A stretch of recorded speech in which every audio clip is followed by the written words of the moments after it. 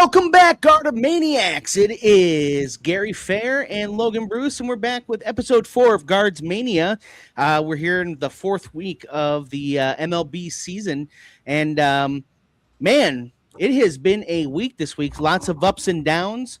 The first couple weeks were, just incredible weeks. They looked unstoppable, and now they're looking a little bit. Looking human now. How you been, Logan? Good, man. Yeah, we just lost a tough one again today, so other than that, I'm doing all right. Yeah, for sure. The pitching, still is looking good. The pitching is, looking as good as it has pretty much all year long. The Guards just come off a tough 2-0 loss to the Houston Astros, losing another series. The Astros, the record doesn't show it so far this year, but they are always a tough team. They're always a tough matchup for the Guardians, whether they are cheating or not. They are always tough. They're tough for us. I don't know if any of you guys are in the text group with Paul Hoynesy with Cleveland.com, but there was a discussion going on in there about whether or not Cleveland fans should be booing the Houston Astros players for their cheating. So that's something that we will go into. He kind of blamed the fans for the offensive eruption Monday night for the Astros, which I didn't think was necessarily fair. Talks about how good hitters get inspired by the booing of the fans, which is weird because that doesn't seem to necessarily happen in any other sport unless it's Michael Jordan. It's usually called like a home field advantage and it's encouraged, but we will talk about that here in a little bit.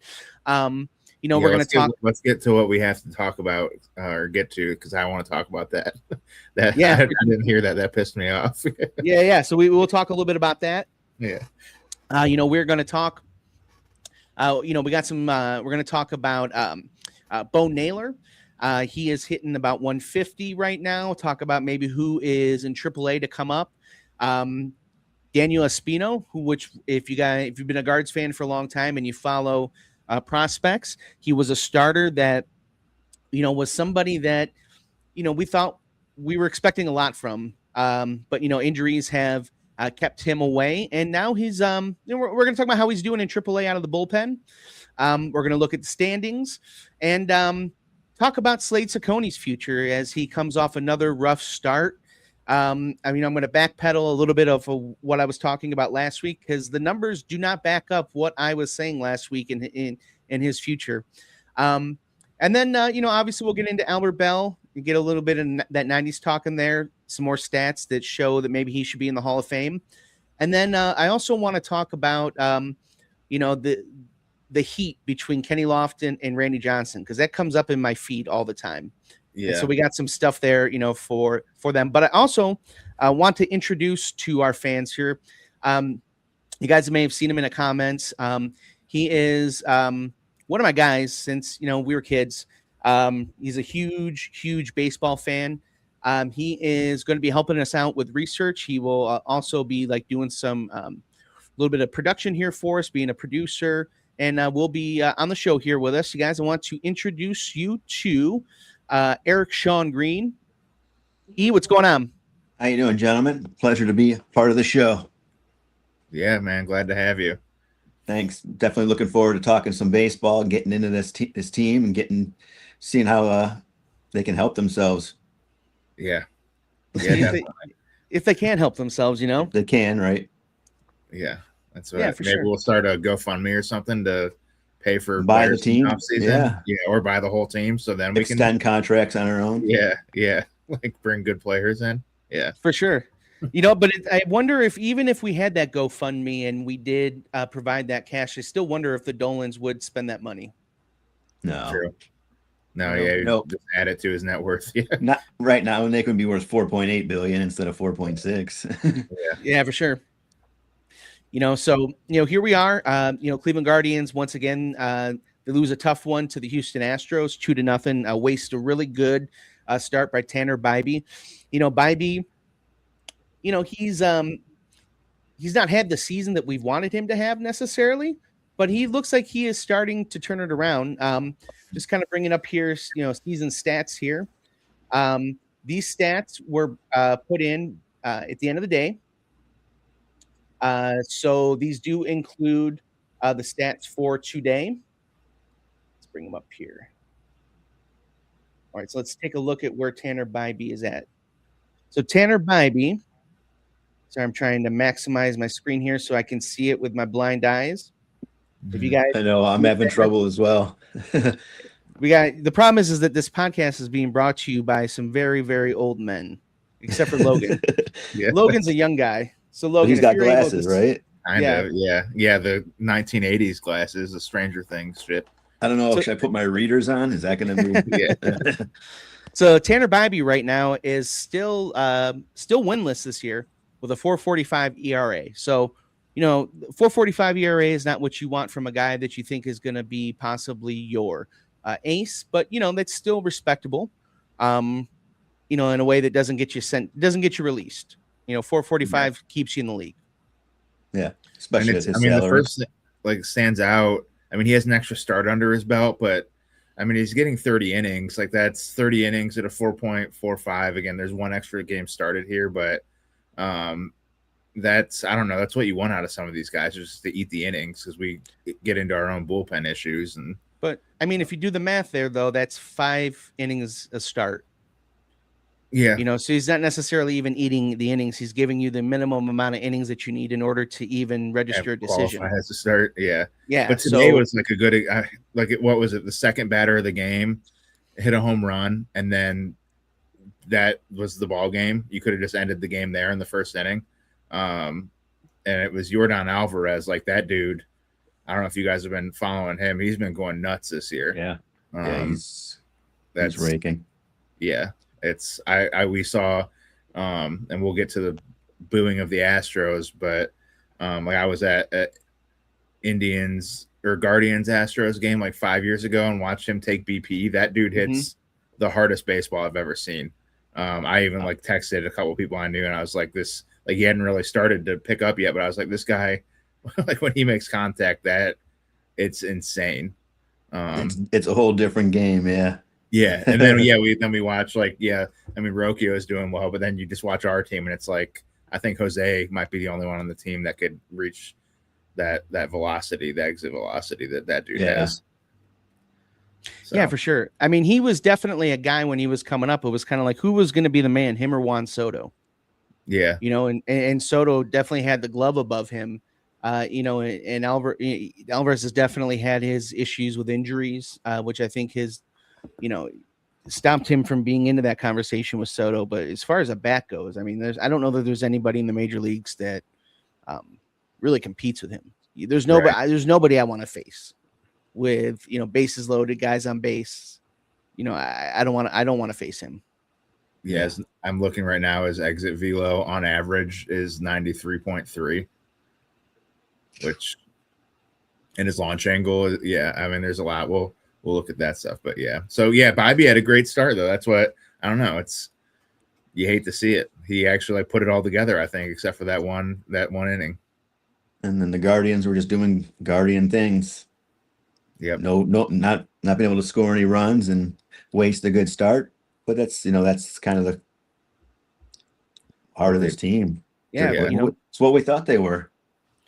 Yeah, I mean, they're doing right now kind of what we thought they would be doing at the beginning of the season. They just, we are at the point now where you're starting to see over an amount of time, the warts on the team, right? We're a month in, or almost a month in. We're getting into the 4th week here, and you're starting to see an offense that, really just is not that deep. Right. Mm-hmm. It's outside of some heroics with DeLauder and stuff like that. It's just, or what was it, yesterday's game where we were down 4-2 in the 8th and put up 6 runs that inning. 6 runs, yeah. Yeah. We kind of again came out of we just exploded, but then we usually can't put up 6 runs a game. It's like but we did it in one inning yesterday. It's baseball. That's the difference, man, is that these teams, right, when you have a deep team, you can put up 1 or 2 runs against good pitching. Yeah. But when you don't have a deep team, this is what happens. You put up zeros. And you're in the major leagues, right? Baseball is baseball. There are going to be times where bad offensive teams are going to be able to put up crooked numbers. Mhm. But they're not going to be able to do that consistently. And this team is over time going to lack consistency. And when they start to go, through slumps and things like that, this is what's going to happen. And it could end up being a dry summer for these guys if they don't do something to start to, put together something around, these guys at the top of the order on this offense. I mean, Chase DeLauder, he had a great first couple games, but he's hitting 230. And I know that we have advanced numbers now, and an OPS over 800, 835 is a great OPS, but you still can't have a guy at the top of your lineup hitting 230. He's having a great rookie year, and this isn't a dump on him, right? This is a dump on the organization. I know we're only 4 weeks in, but this is a lot of heavy expectations to put on a guy who is a rookie, who has had a lot of injuries in his development. We need, he needs some backup. Right. And that's what we were talking about. The depth this team does not have it at this time. They have a nice, strong minor league system. Some of these guys might be coming up very soon. But overall, its depth isn't there at the major league level. I mean, a pitcher away from an injury in this rotation could look a lot different. For sure. But what does a deep minor league system mean, though? These guys, it depends on where they are, and they have to become major league baseball players. Well, I trust the Guardians process. They seem to develop and get the most out of the players that come through here. So I have faith that they can develop these guys. And that's how it's the formula we have for winning here. We need to keep developing and making these trades that benefit us for years to come. Yeah, that's what's tough about it. Like, I mean, I'm grateful that our team, like, we still make the playoffs and everything. That's kind of like the frustrating part about it is like, yeah, we have half of our team or most of the teams hitting 230, but can we argue with the results? It's like, okay, like we can sit here and that's like, we're not being all doom and gloom. It's just the facts. Like the offense isn't that great. The pitching is doing amazing right now, which is kind of always the story here. And it's like, it's enough to get us into the playoffs. But to your guys' point, like right now we are where we are, and Rocchio is hitting out of his mind. Before that, DeLauder was hitting out of his mind. Martinez has been hitting out of his mind. Parker Messick is pitching out of his mind. Like if one or two of those things starts to change, then it, it might not look as good. So I think that's, and I agree with you, man. Like the minor league system that we have, it's like, I don't know. Like, yeah, I think we can kind of call guys up and they might not be superstars, but they'll fit exactly right into what gets us into the playoffs every year. Fortunately or unfortunately, however you want to look at it. But it's like Bazanna could come up and hit 240, and that's somehow what gets us into the playoffs every year.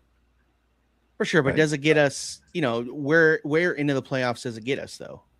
To Emmanuel Clase blowing games on purpose for money. The Yankees, yeah. But but that's 1 year though. Every other year though, it's the offense that So and I'll bring up here's some of the stats here for the offense. But this is where we lack the development, right? Is in the offense, right? We were talking about last week, and we'll bring it up again. Juan Brito. Here is a guy that's supposed to be bat first. He's also very new. Like he's 25 years old though.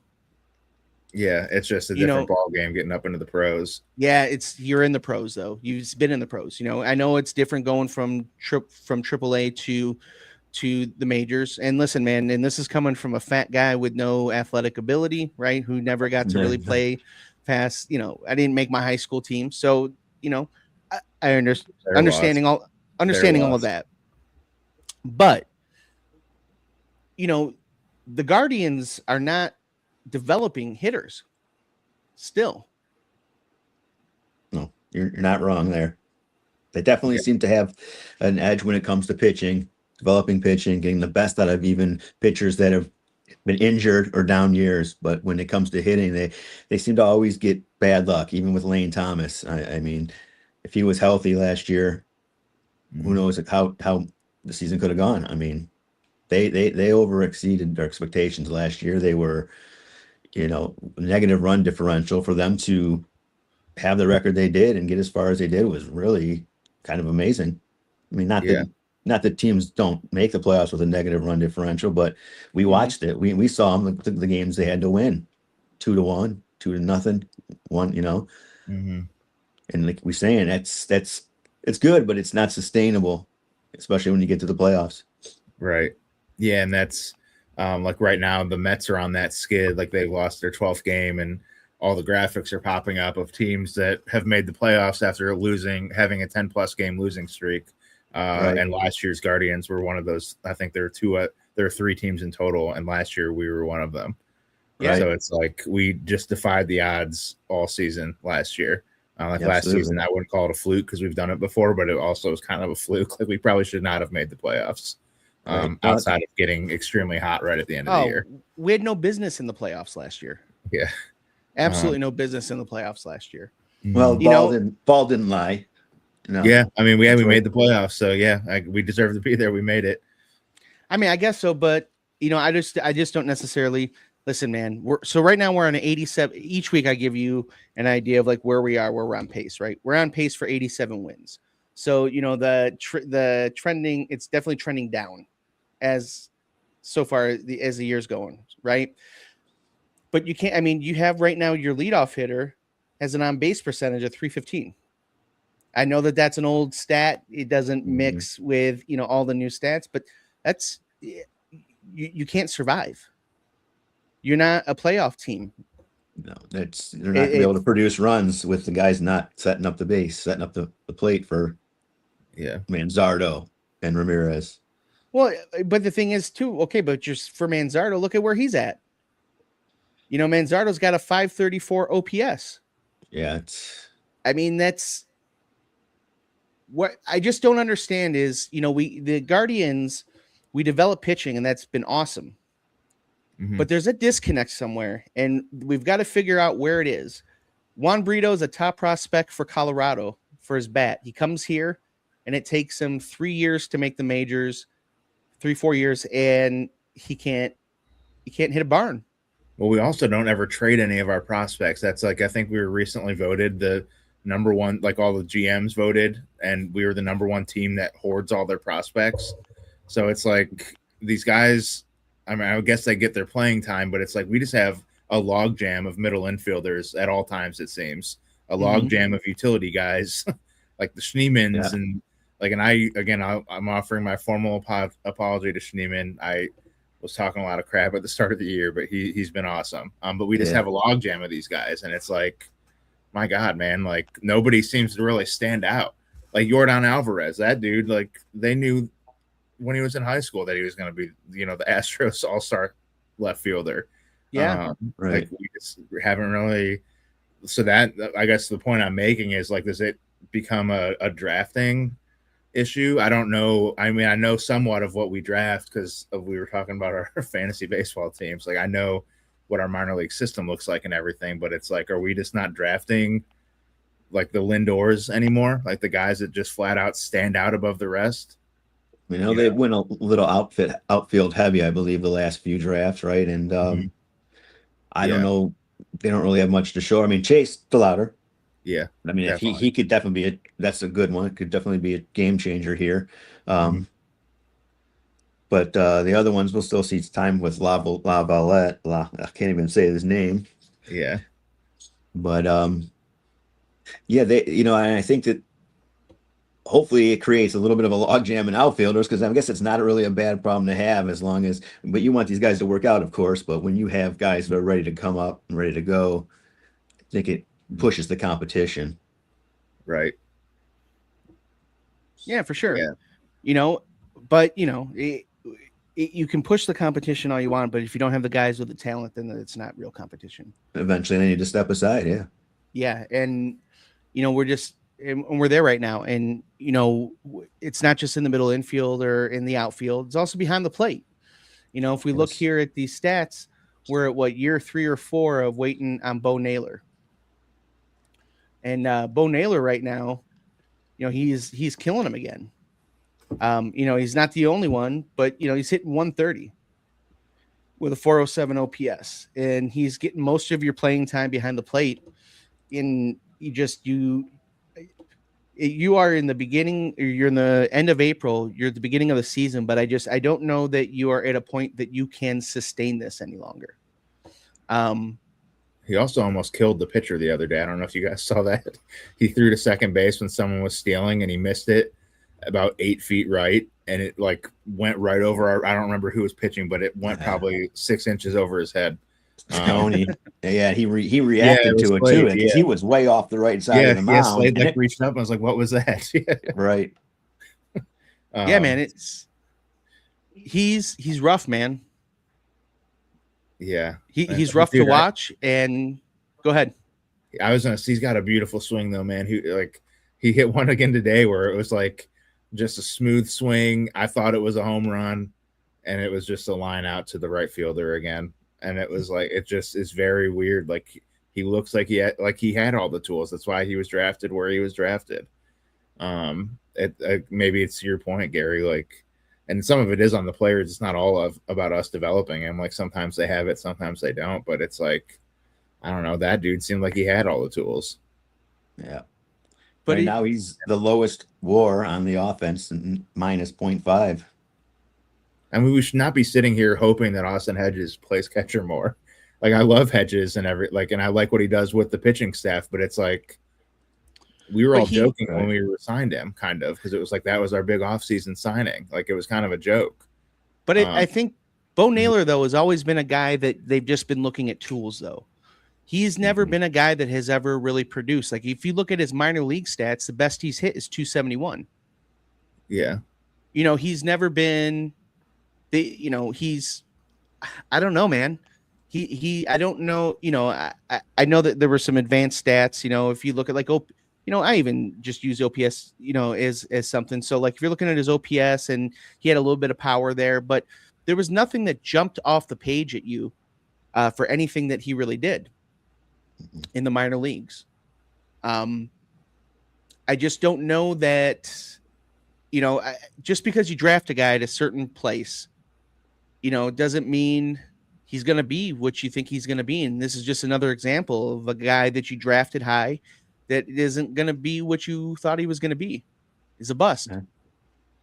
Yeah. And sometimes a change of scenery is what, I mean, I don't know. I'm the Cleveland fan in me doesn't want to give up on the guy because I know he'll go to Oakland or somewhere or wherever the hell, Sacramento, wherever the hell they play now, and be the guy. He'll end up turning it around somewhere.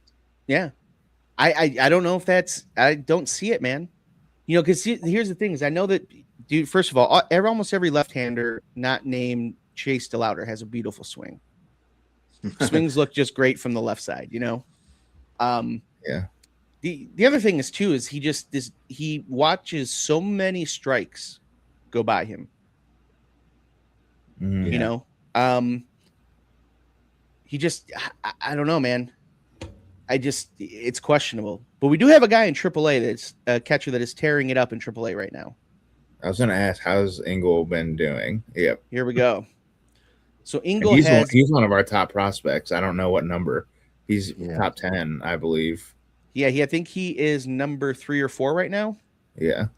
So far this year, he is tearing it up. He's young-ish.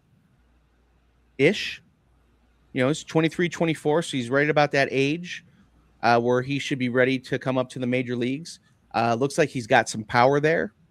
He can walk. Really good. Drives and runs. Plate discipline, and his eye seems to be one of his premier features. Walks more than 20 walks to 9 strikeouts so far this year in minors. Which in today's game, that's huge. The strikeout. Everybody's okay with striking out nowadays. I've always been a person who's get on base, and anything can happen, and get on base no matter how. Yep. That's how my philosophy always is. So guys like that are valuable. Yeah, for sure. And here's the scouting report on him for this year. So they talk about his college career. It's steady, but Not even unspectacular. unspectacular. Yeah, he's a Guardian. That's it. Yeah, man. From Clemson, so he's smart. Mhm. He comes from a good college. He's a heady dude. Why? If he's got a bat on him, and it seems like he's kind of a heady dude, he's a guy I want up here learning from Hedges. Right. Mhm. Bo Naylor he's just not the guy. Yeah. There's like a weird line to like, it's tough because it's like Bazanna kind of, and we'll have our weekly Bazanna watch here in a minute, but like once you call these guys up, then it becomes, and catcher's a little bit different because they take off days anyway, they need to. Mm-hmm. But like when you call him up, like how much playing time should he get? That, like, do you call him up and he's catching 70% of the games like a normal starting catcher would be, or do you call him up and him and Hedges split time and there's literally 50-50 or 60% Hedges, 40% Engel? Like that's also what's in these front offices' mind too. Like, is he better off getting 100% of the at bats down there right now? Right. It's I don't know the answer to that. That's just what we have to consider. No, Right. for sure.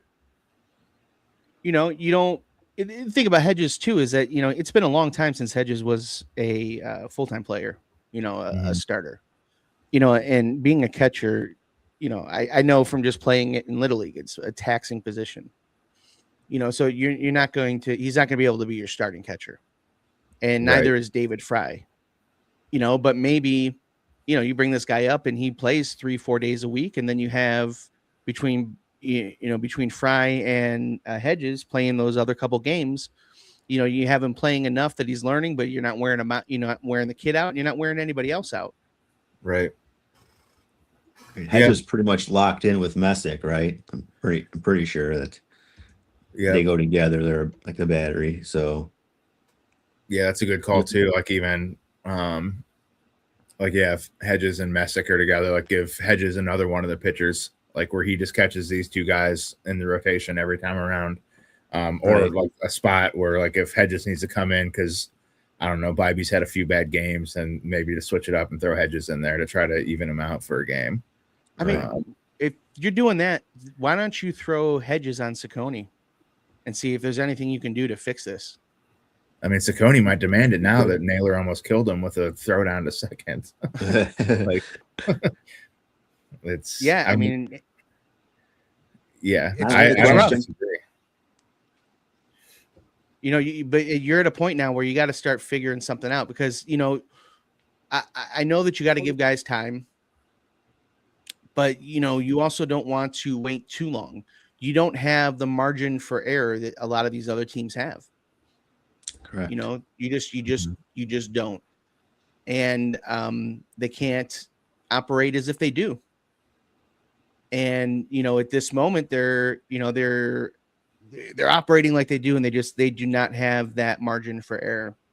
So you just got to kind of, for me, Bo Naylor is on a short leash, and if he goes somewhere else and he does well, I mean, then that's just something that you have to deal with.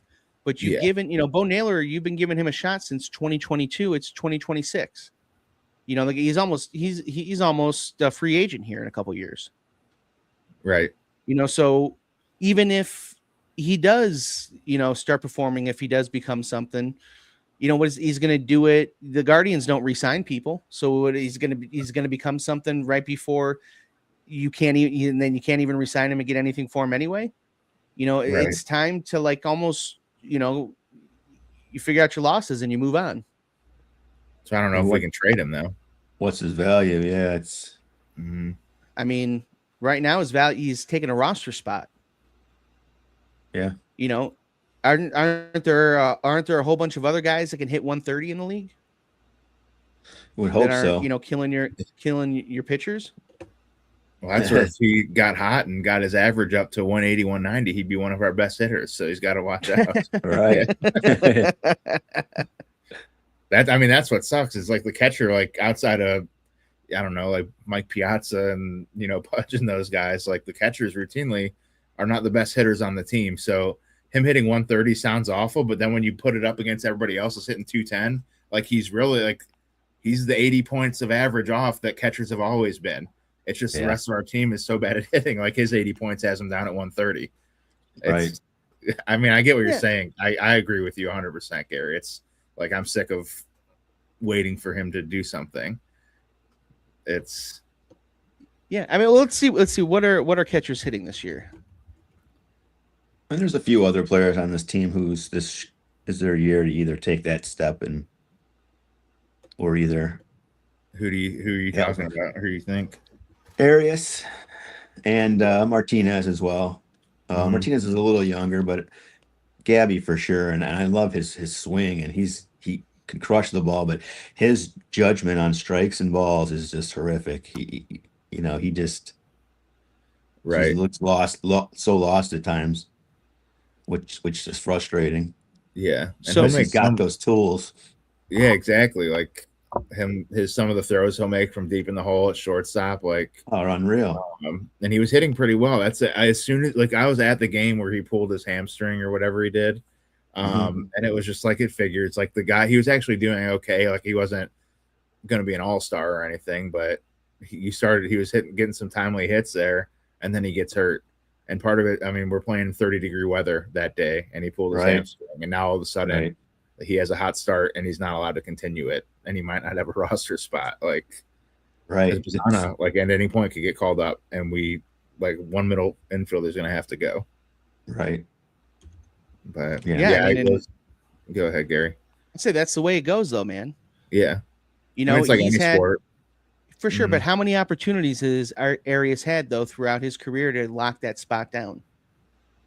They have given him the shot in the middle infield last couple years. They've given him that shot a couple times, and he's had opportunities to play the outfield. You know, that's the thing about life, and you know that in music too, man. You have to take advantage of the shots that you get. I think Eminem's got a song. Yeah. You know. One or what is it with the 7 shots, 7 opportunities? Yeah, you only get 7 opportunities. Yeah. So if you miss your shot to blow, you get another one. Yeah. That's how the song goes, right? Yep. Yeah, Martin. Oh, did you look up the catcher stuff, or did you stop because we started complaining? Yeah, no, I got it. I'm gonna add it here to the screen here. Give me 1 second. I'm just screenshotting it here. So I want everyone else to be able to see here, but this is I'm going to show you how far off Bo Naylor is from the average catcher in Major League Baseball. Right? So like we're talking about, you know, he's not that far off from whatever. Wait to see how far off he is from the average catcher in Major League Baseball. We're talking replacement level. We're talking the average. What is the league average for catchers? Are we saying batting average? We're going to look at average, OPS, slugging, and on base. We're going to look at all of the. I'm going to guess that the average batting average though for a catcher 205. Okay. I'll go 222. 222. Okay. What is your guess for on base percentage? 370, 360. Say that's 322. 222 and 322. All right. I'm having a hard time getting this screenshot here. So I'll just tell you what we got here. Our league average for a catcher, a batting average is 234. So he's hitting 100 points lower than the league average catcher. So you're saying that if we had the league average catcher on our team, they would be hitting the same average that our superhero Chase DeLauder is hitting right now? Yes. Yeah. Literally, I think this like 230. I think he's 234 230, also. 234. Yeah. That is what the league average catcher. The league average catcher has an OPS of 687. And does Bo even have an OPS? Yeah, maybe. Well, let's go back here. Let's go look at these stats here. 416. So let's see how many guys on offense have an OPS bigger than the league average catcher. All right. So Arias, he was doing so well, still had an OPS that was lower than the league average catcher. He was picking it up, still lower. He had 6 hits. See, I thought he was like going crazy. No. And it was just because he got 6 hits. Stephen Kwan, lower. Yeah. Manzardo, lower. Bo Naylor, 280 points lower. Juan Brito, 230 points lower. David Fry, lower. Austin Hedges. Man, this guy's having a great year. He still has an OPS that's 20 points lower than the average catcher. Yeah. Jeez. George Valera. So we have 12 guys on offense that have posted some sort of statistics on offense. And there's 1, 2, 3, 4, 5, 6. So half of them. It's tough to win. It's tough it's when you very tough to win that way. Yeah, when you have a team of catchers out there, yeah. Yeah, but the average catcher is not in first place in the AL Central, and the guards are. Absolutely. Yeah. For sure. Hey, man, listen, we are for right now. I am so happy we are in first place. I know. But we got to look at it. You have to look at it realistically as well. If you're going to do that, then you can't have this. Slade Ceconni, his last start on Monday. 5 innings pitched, gave up 10 hits, 6 earned runs, 7 runs total. Right.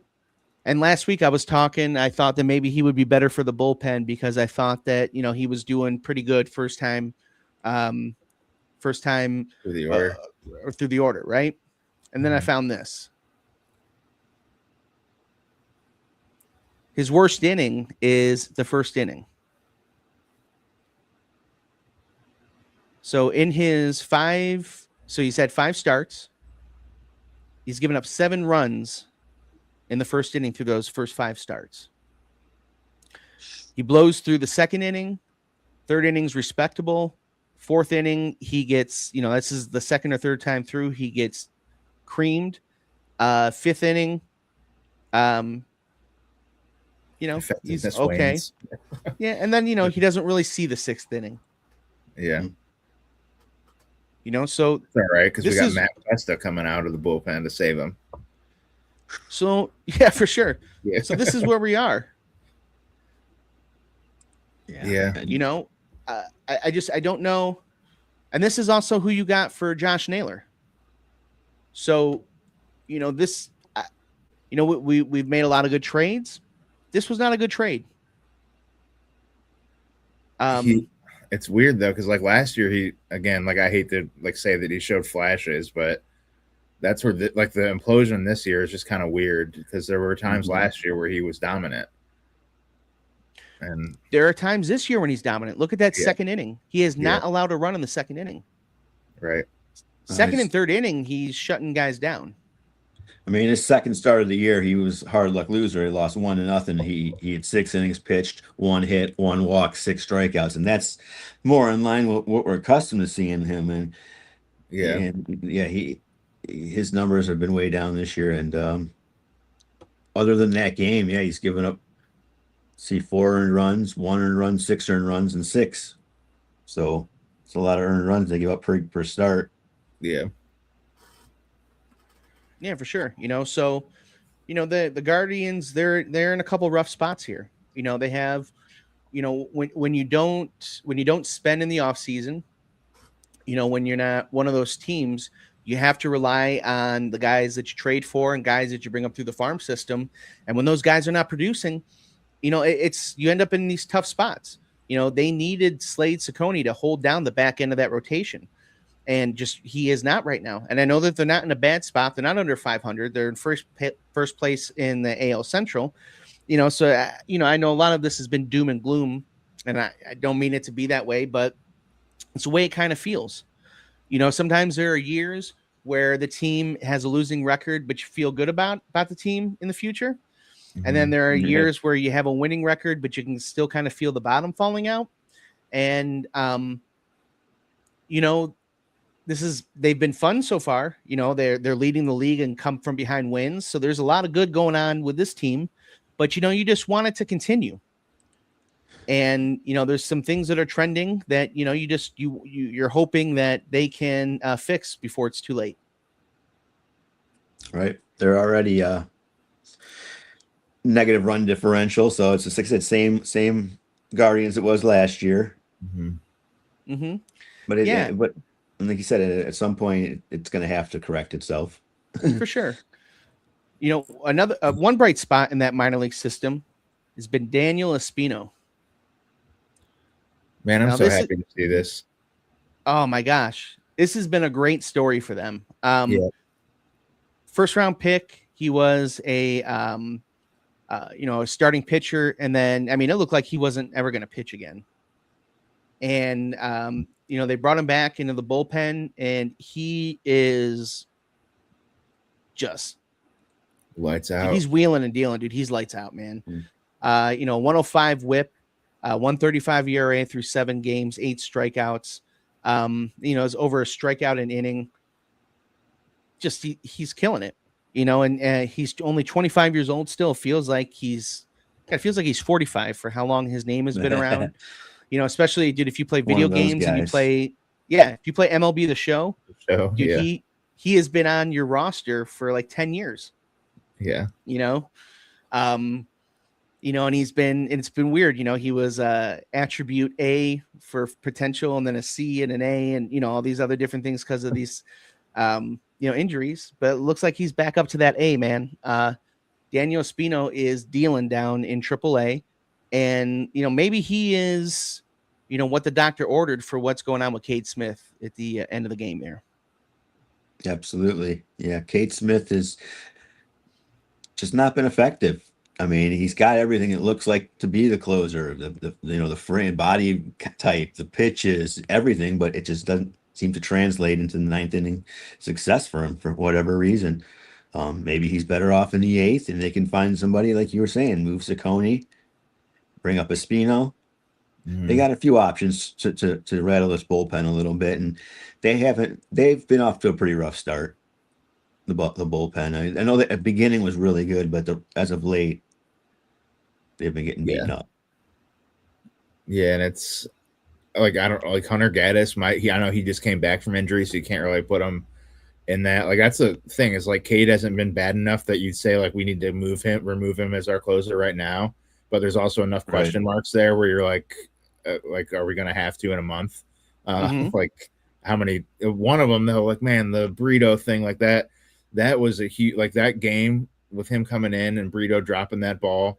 Where we end like that's where if somebody you just catch the routine grounder and get the guy out, like that's when like maybe something like a flip switches in Cade Smith's mind because you just went out and got a 1-2-3 inning and got the save. But instead his second baseman drops a ground ball and then we lose the game. It's like that's the stuff that cannot happen, especially when the bullpen's struggling. Like that's and I don't know. Moralizing. Yeah. It's like they were a few of the guys I believe were in tears after that game.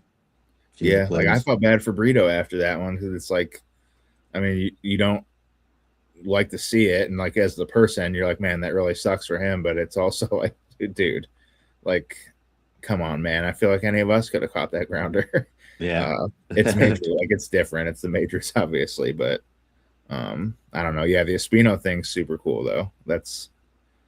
I think we wait until it warms up a little bit. I know he's pitching down in Columbus right now, but if he gets called up, like the blood will be flowing, like it'll be running, he'll be all amped up. Like maybe wait until May when it's a little bit warmer up here, and then give him the call up. Let him start off a Friday night, like let him come in on a weekend, like homestand Friday or Saturday. Let the crowd all see him when it's warmer out. I think that would be ideal. Whose roster spot does he get as of right now? I mean, we have to take one of the bullpen guys. I think I'm trying. Like I just Festa is like my new Schneeman because I would just hate on Schneeman all the time for no reason. But it's like every time I see Festa come in the sixth inning, Festa's my like, Festa. yeah, exactly. It's like and he's probably a nice guy, and like again, it might be a decent pitcher, but he's just the guy right now that kind of summarizes giving up runs. Just comes in and gives up runs, right? Yeah, like again, it might not even be statistically true, but that's just how I see the guy. It's like, yeah, no, he's gonna come in and give up a run or two. I'm in agreement. Yeah. Yeah, man. There's always a guy in the bullpen that gets that grief. Like in the 90s, it was Eric Plunk. He's dynamite for us, man. But for some reason, when you have a name like Plunk, it just feels like, Kurt Plunk, everything you do is a home run, Yeah. Every time it was magnified. For sure. Like, you just hit a guy, just plunked him there. That's right. I remember we were in 1998, my dad and I were following the home run race in the summer with Sosa McGuire, and we had gone to see a game in Milwaukee. I think it was in Milwaukee, and Plunk was pitching for the Brewers, and so before the game, they're walking on the field, and they're walking across the field over to the bullpen, and my dad in Milwaukee County Stadium, it used to have this like just voice that would carry, and I swear I thought Eric Plunk shit himself. He's walking to the bullpen, just goes, Eric. I'm not gonna scream, but it just reverberated in Milwaukee County, and Eric Plunk like jumped and like turned around, looked to see where it was coming from. I really thought he pooped himself. And he retired a week later. Yeah, yeah, he sure did. 98 is like everybody says it. I know it's not a hot take, but the best summer of baseball, man. Like that was so much fun, and I was younger, but it was like I could only imagine that, or in 1961, like Mantle and Maris going after it. Like that had to be a lot of fun too. And now we're watching Bo Naylor hit $130. Well, they say that 61 wasn't that fun though, because there was so much hate. Nobody wanted him to break. No one wanted him to break the Babe's record. Yeah, and everybody was mad that Maris was the one that did it because Mickey Mantle was like the Yankee, like that. He was the Yankee. Yeah, Maris had bounced around the league a little, even played for us. And they all wanted Mickey to break it, but he ended up getting hurt and didn't finish the year. So sometimes it's actually a good movie about it. It's called 61. It's an HBO movie. It's really good. You guys should check it out. Yeah, definitely 61. Will. It's going to be the amount of hits that Bo Naylor has this year. And 600 at bats. Yeah, 600 at bats, 61 hits. So, we got a pretty good idea of what's going on with the team right now. We know we've talked about where they're good. We've talked about some deficits.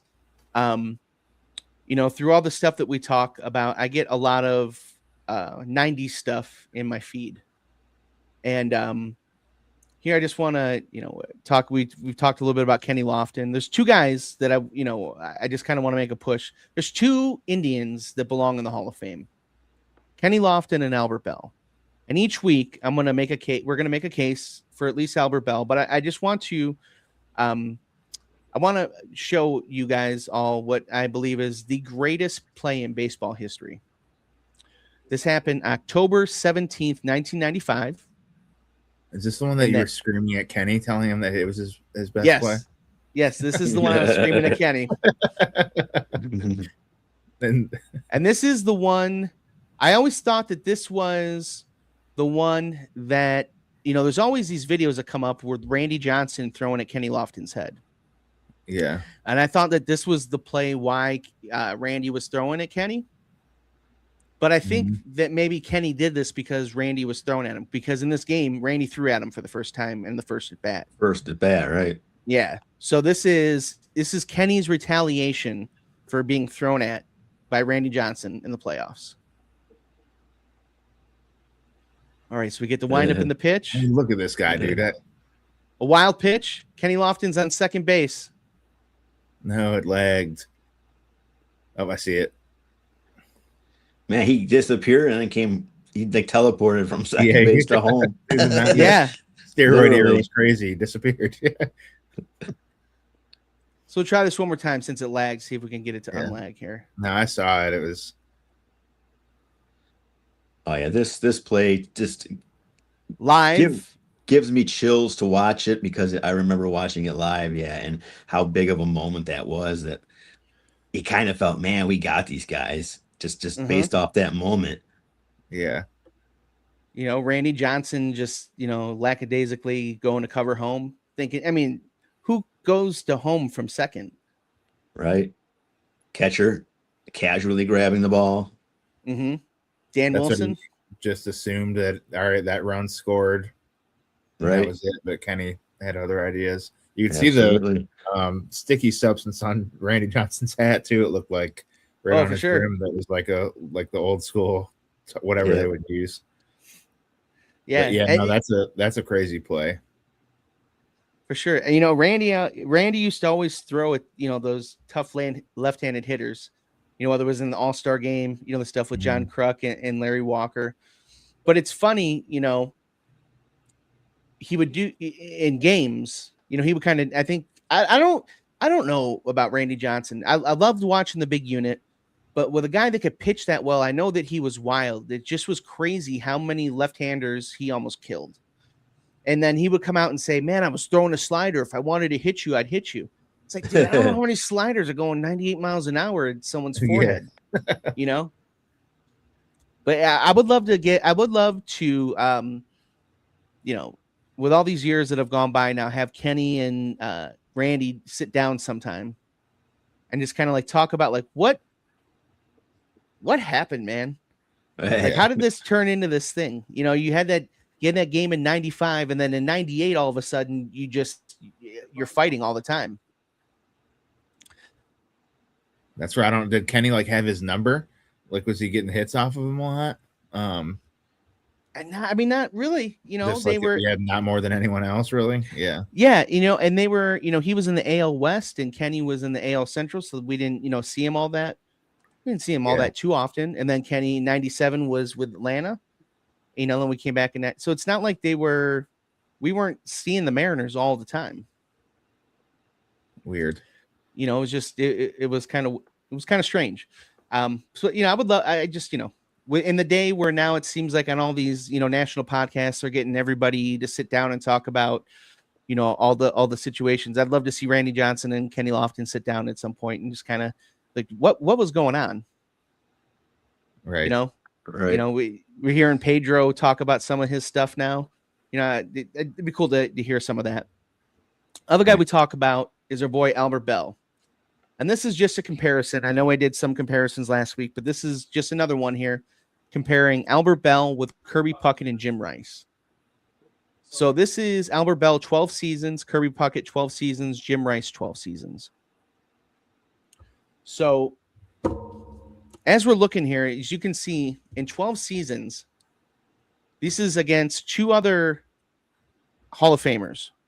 Mm-hmm. What do you see here? Yeah, I see somebody who definitely deserves to be in there. He has the power, drove in the runs that these guys, I mean, 4 extra seasons.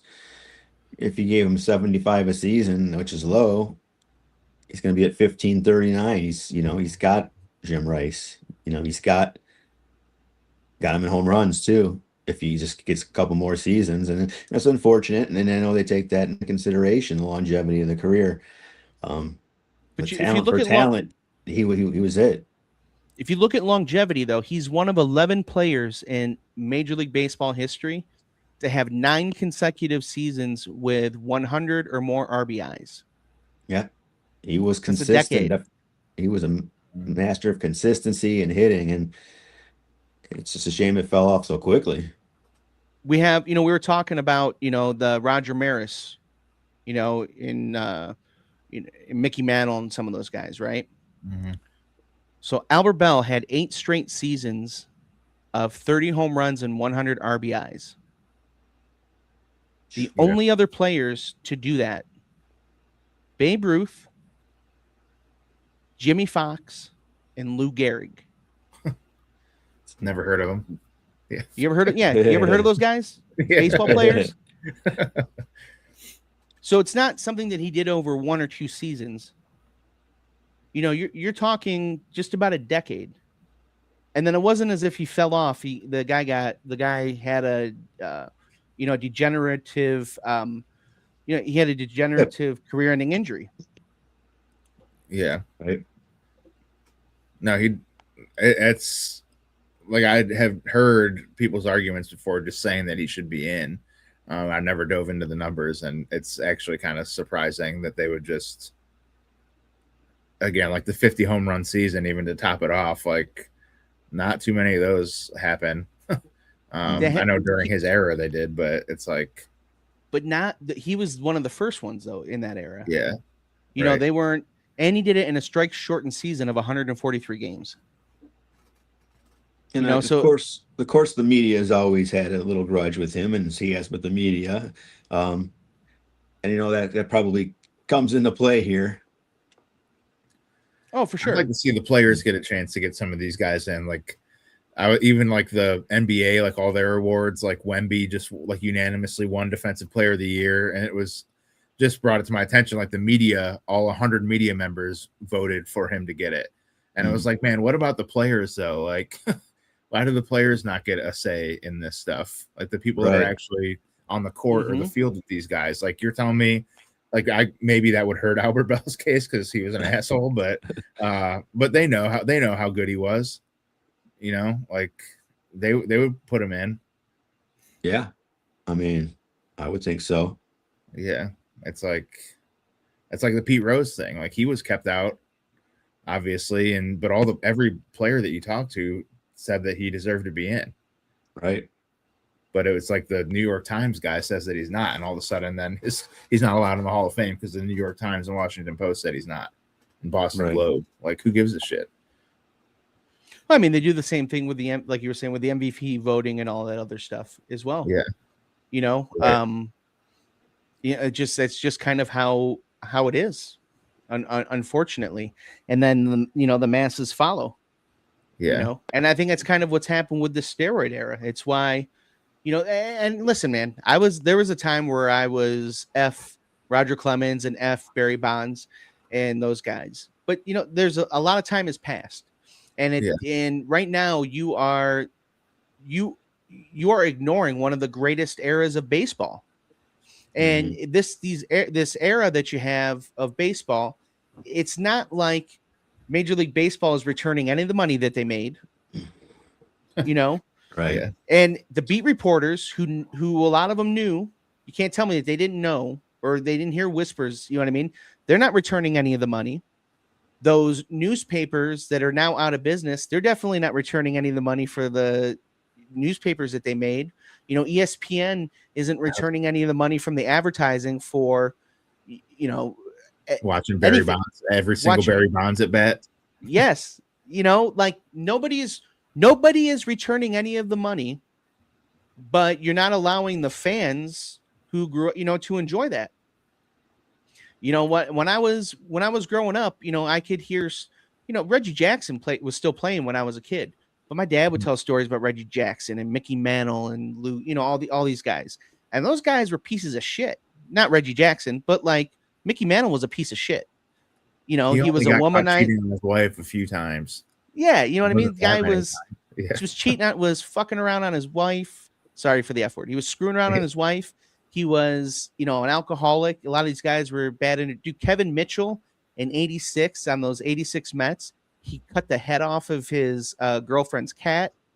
According to, I think it's Kevin Elster's book. Like, there's some crazy stuff that happened. Daryl Strawberry. I mean, he's turned things around, but like Strawberry was out there doing some crazy shit.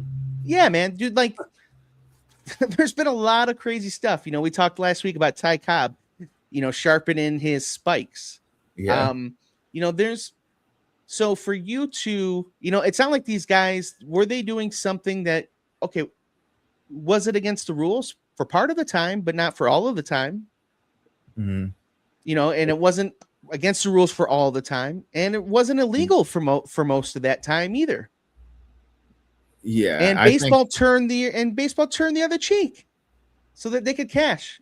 They're checks. Until it became a Right. thing, and then all of a sudden, then Bud Selig and those guys are jumping in and saying, like, as soon as the entire world caught on to what was happening, then all of a sudden they take the moral high ground. And you know, okay, not to get political here. You know what happened?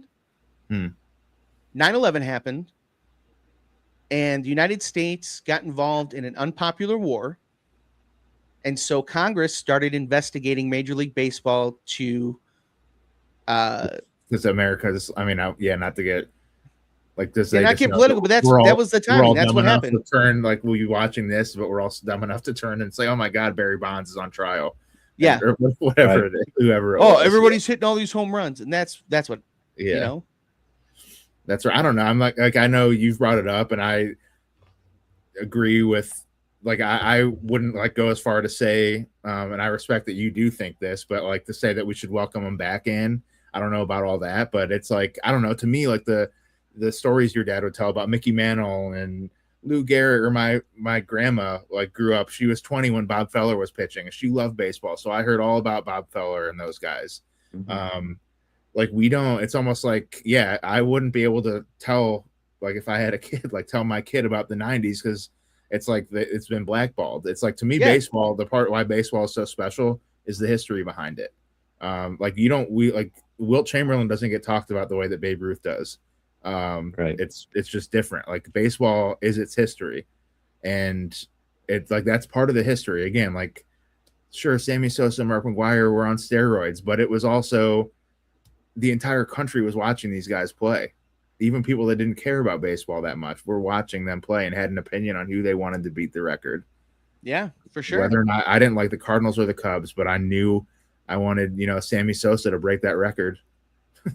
And I was for sure, like 8 you years had a old. rooting interest, and everybody was making money off of it. In that sport. Baseball was on prime time. Before things were on TV every night, baseball was on prime time every night. Yeah. ESPN was breaking in no matter what they were doing. They were breaking in on McGwire and Sosa at bats. And then did it 4 years later with Barry Bonds or whenever it was. Yeah. Just Congress had no business getting involved in baseball. And they, you can't stop them. It wasn't like that big. Like, it's baseball. It's not like, why didn't they get involved with the Astros then? Like, how much money in sports betting was placed? Like, all this sports betting started to become legal right around then. Yes. Right. But you guys didn't. And not to go on that rant, but then what did Manfred say? Like, he's not going to strip them of their trophy, because what's taking a piece of metal away going to do? Yeah. It's like, bro, it will do everything. Like, what the hell are you talking about? It's the actual symbol of winning, and you're taking it away. Take it from them. Yeah. So then I guess I don't know if we have time to actually get into it, but this year's the first year, because the Astros just left town, the first year in like 4 or 5 years that I won't be at the Guardians hosting the Astros to boo Jose Altuve. We make sure that we go every single year to boo that guy. So let's get into this. So Paul Hoynes, do we have thousands of people watching? Because I'll just keep it short. Fuck him for cheating, all of them. Oh, for sure. Now that's in-game cheating. It's manipulation of the in-game rules, right? It's not doing things to make yourself better. Right. It's not like everybody was. It wasn't Roger Clemens and Barry Bonds both on steroids. Like, so how could? It's like both sides were cheating in that respect, if you want to call it cheating. But not everybody was hitting trash cans to tell everybody what pitch was coming, or wearing devices. All that stuff. So back to Paul Hoynes, who I love and respect. Paul Hoynes is one of my favorite beat reporters. I've been reading his articles for years. Since I was a child. He's been Cleveland baseball beat reporter. But Paul Hoynes, real quickly, Paul Hoynes came into my middle school when I was in 8th grade and spoke to the English class. And that was one interview I still remember to this day. And we were lucky because his wife was the assistant principal at my middle school. Yeah, Jackie. And he came in for like career day and talked to us, and it was awesome. Did he say anything about booing the opposing players? Yeah. Come on, man, you're gonna put me back in the mid '90s here. I don't remember that. Okay, well now that's where he's at. He doesn't agree with the fans. So Cleveland.com has this really cool thing. I don't know if anybody. It's only a couple bucks a month. If I could, just give them a free plug here. I love it, man. It's a couple bucks a month, and you get on this text chain, and you get text messages from Joe Noga and Paul Hoynes, the beat reporters for the Guardians. Mhm. And every once in a while, you can reply, send them a message, and they will reply back to you. Doesn't happen very often, but it's happened a couple times. And when you read Cleveland.com and you're on Hey Hoynesy, a lot of times the questions that they have on there will come from this actual chat. Hoynesy will send out a message like, hey, I need Hey Hoynesy questions, those sorts of things, right?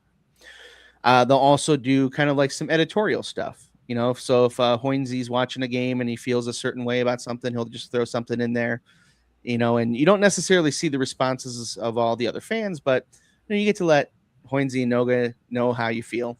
Yeah. That's how they get the idea. Mhm. All right. That being said, Monday night, the Guardians were beating the Astros, and I think what was it, the 8th inning, something like that. Mhm. Later in the game, the Astros came back and blew them out. Yeah. All right. So here it is. This is point of debate today with Hoynesy on our podcast. We talked about Guardians fans booing Jose Altuve and Carlos Correa. Hoynesy says Guardians fans should stop booing.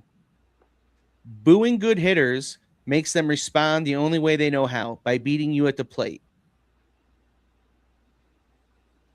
Yeah, So it definitely motivates people. Yeah. okay, I understand that. But at what point if we're supposed to have such good pitching, right? Like, aren't your pitchers supposed to get these guys out? And why is it that, like, what about these other sports where, like, the booing and things like that is looked at as like a home field advantage? I mean, are we booing? Are we heckling? I don't know if you guys heard the broadcast. There was somebody that was so loud in the stands the whole game. And to be honest, I was annoyed by the end. Like, Yeah. it was like, dude, shut up. Like, he was screaming, cheating the whole time. And I get it. And it's his right to go ahead and do that. But I was like, it Yeah, got that's what annoying. we've been to. Like, yeah, again, like we've tried to go to at least one game every time they're here. It's when Altuve comes up to bat and they say, now come up to the plate, number 27, Yeah. Jose Altuve. Then the whole stadium starts booing him. And then after the first pitch, it stops. Right. Now I will say, I think, like, it doesn't, like, booing or not, Jose Altuve is going to be able to hit a baseball. I don't Right. think that he doesn't need any extra motivation to be one of the best hitting second basemen of all time. I just like hate what he did. And again, like, some of that is for out of respect for the game and the history of the game. I don't know. I feel like, yeah, you can't like blame the fans. Like, I just, like, we don't want him to forget that we know that he cheated. Right. It's like, right. Hit 300 every Absolutely. year if you want, motherfucker. But like we know that, like, we still don't still forget know. it's been 10 years. Like, we still know that you cheated. So I don't know. That's a very weird point to make. Right. To blame the fans. I wonder if he said anything when the Browns fans were cheering when Watson got hurt. Yeah. Like, just how to, Yeah, I mean, dude, I get that, but Yeah. you don't cheer somebody getting hurt. yeah. You know, and you I don't. don't know if I brought that. It's because the draft's tomorrow and we're gonna screw it up. Oh, that's a whole other show. Yeah. Yeah. What do you think? I just think it's like a very weird thing to put on the fans. Yeah, especially in a place where, we're having a hard time drawing fans in. I think that you want your fans to be engaged. Mhm. And if I think if that's the way it is, then it's on the Guardians pitchers when, you start to see you start to hear these fans, if they're starting to boo and heckle, right? And if that's going to charge the opposing players up, then maybe something needs to charge up the home pitching to make sure that doesn't happen. Right. Where's the chutzpah of the home pitching then? So yeah, if we wouldn't have booed, then Altuve wouldn't be able to hit the ball. It's so like all of us. Oh, we booed, and so now your curveball's flat. It's inconsequential. It's definitely inconsequential. They're gonna, what's gonna happen is gonna happen. Boo or not boo. I mean, guys are gonna be 75% free throw shooters, no matter how many noodles you're waving in front of their face behind the basket. It's just but have you seen the new trend? No. It was bigger in college this year, but like at the smaller schools, when someone's shooting free throws, like a guy in the stands would say, "That's my man," and like yell it really loud. and they would miss it every single time. Maybe we gotta try that with Altuve. Just start yelling, "There's my man up there, my tiny little man." Yeah. Right on. I don't know. Well, I want to make sure that I give a shout out and thank all of our sponsors. Cleveland Ketchup.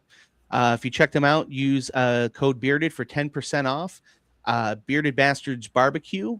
Use code Bearded15 for 15% off. Rest and Renew Counseling. Call 216-815-1728. Call Jennifer today. Also, we have a brand new sponsor, Dick's House of Sport. You can go out there and do some rock climbing. Got a driving range out there, I believe. Lots of cool stuff. Check out there. And as far as Guardsmania goes, I think this is about it for for some baseball. They got no game for the rest of the day here. They already lost today. They got the day off tomorrow. They got the day off because we have what every Browns fan has been waiting for every year. Super Bowl. The draft. This is our Super Bowl, the draft. Make sure if you're not doing nothing, or even if you are doing something, you should cancel what you are doing and come out and join us tomorrow. We are going to be at, I'm having a brain freeze right now. Where are we going to be at, buddy? PJ McIntyre's Irish Pub, Cleveland. Cam's Corner, Cleveland. Starts at 7:00. All the guys from the Bearded Browns are going to be there. So come and check us out. Logan will be there too if he gets all his work done and Mom lets him out. Might just not do the work. Well, actually, shit. I didn't say it. I know we got thousands of people watching. Hopefully that doesn't get out there. Yeah. This is a very highly watched podcast. So it will be one for the ones that drive Bo Naylor out of town. Well, let's get the weekly Bo Naylor tracker up. How many hits he had since we last had a podcast will be the new thing. All right, we're rooting for more hits than days gone by. Yeah, that'd be a start. Yeah. All right. Well, I want to thank you very much. My wife is looking into the camera as we're going through here. All this guy does is podcast. Yeah. Thank you guys very much for watching. We will be back next Thursday at our regular time. We had to do today because of the draft party tomorrow. I want to thank all of our sponsors. Come check us out tomorrow night at PJ McIntyre's. Thank you, Logan. Make sure you check out Logan Bruce Music on all platforms. Check out all his original music. He's got some awesome Cleveland sports music on there as well. Thank you, Eric, for joining us. Eric My pleasure. Thank you for having me. Yeah, you got it. Yeah, good to have you, dude. Keep coming back. I like talking guards. We got to talk fantasy baseball next week. Yeah, fantasy baseball. We'll do a section on that. Yeah, actually, Gary, let your wife know you're starting a third podcast. And this one will be fantasy sports related. Yeah. All right, sweetie. Starting a new podcast. She can hear in here. Oh, okay. Yeah, make sure you yell. Yeah. All right, guys. Thank you very much for joining us. And we will see you next week. Go Guards. Go Guards. Go Guards. Go Guards. Go Guards. I'm sorry. Go Guards. Isn't that